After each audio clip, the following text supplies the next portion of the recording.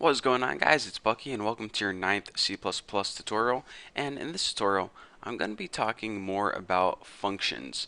Now, I talked about this a little bit in I don't know, a couple tutorials ago, but I want to talk about it again because I really want to stress what functions are and why they are useful in C++ programming.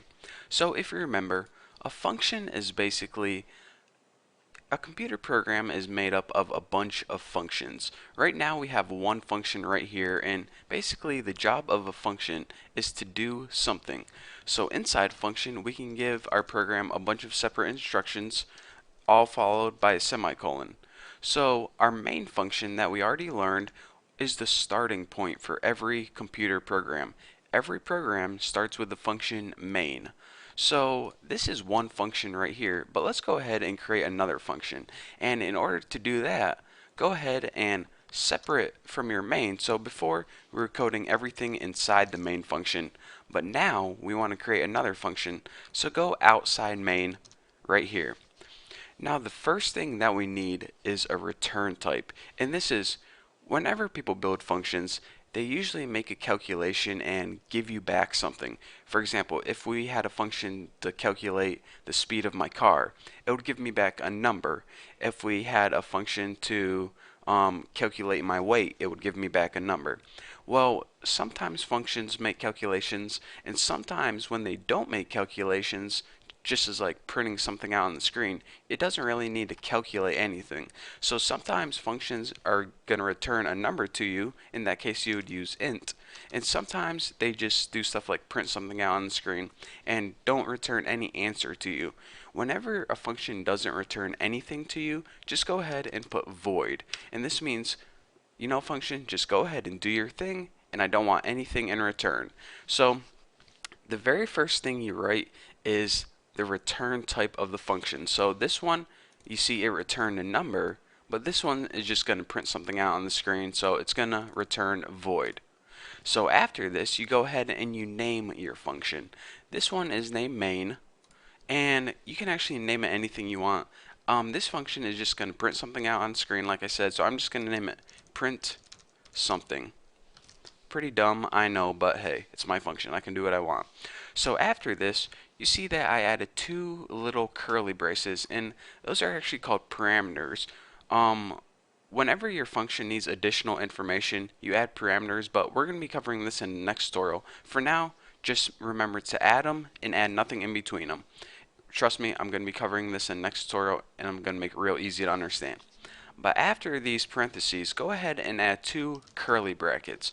And just like I said before, this is the body of your function. For example, if you had a function called make peanut butter and jelly, inside your body you would have a set of instructions like get out the bread, next instruction, put peanut butter on one slice, next instruction, put jelly on one slice, lastly, eat it. Well, in the body of our function, we give it each instruction about what we want this function to do. So in our function called print something, the only thing that we want this function to do is print something out on the screen. Easy enough, we already know how to do that. So let's go ahead and cout. Oops, there we go. And what are we going to print out on the screen? Just write like, ooh, I am text on the screen. It's a very feminine function we have here. But anyways, then just go ahead and end the line. Simple enough. So now, whenever we use this function, whenever you use a function, it's called calling the function. Why they did that, I don't know, but just remember whenever I say call the function, I basically just mean use the function. So whenever we call this function, all it's going to do is print out, ooh, I am text on the screen. Simple enough.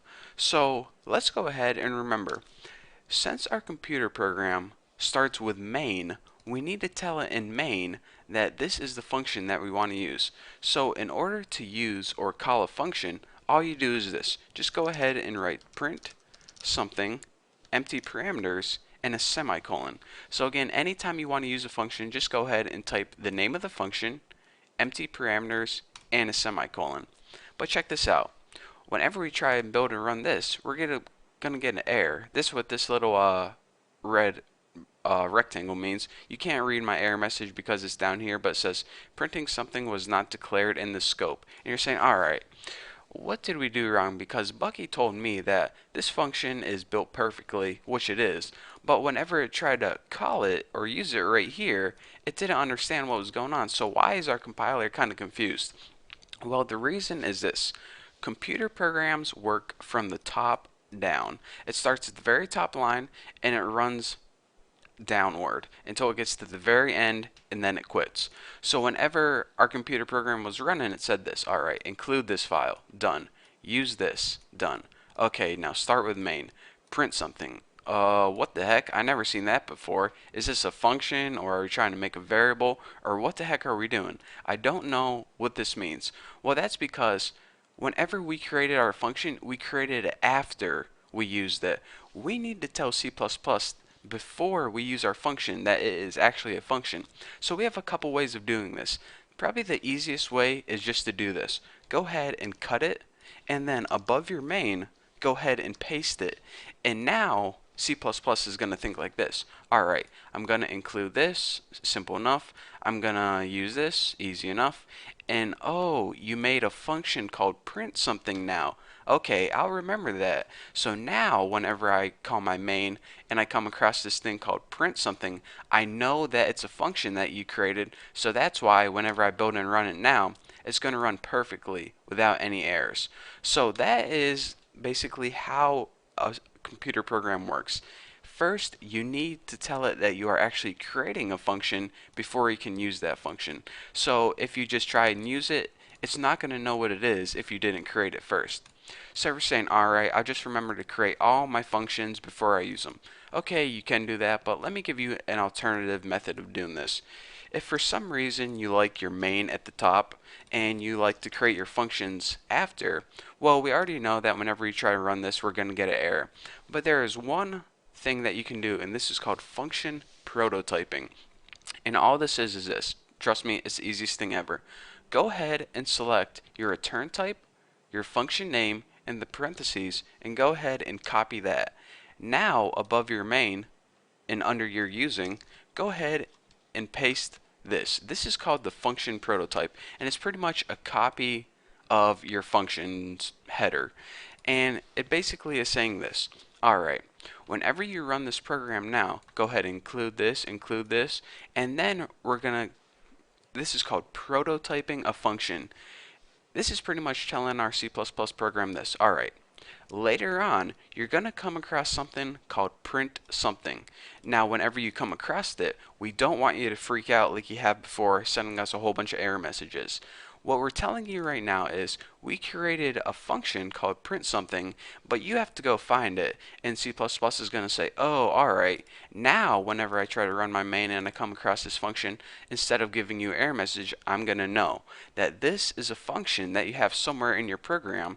So I'm not going to freak out. I know this is a function. I know to handle it accordingly. So check it out. Whenever you try and build and run this, it works perfectly.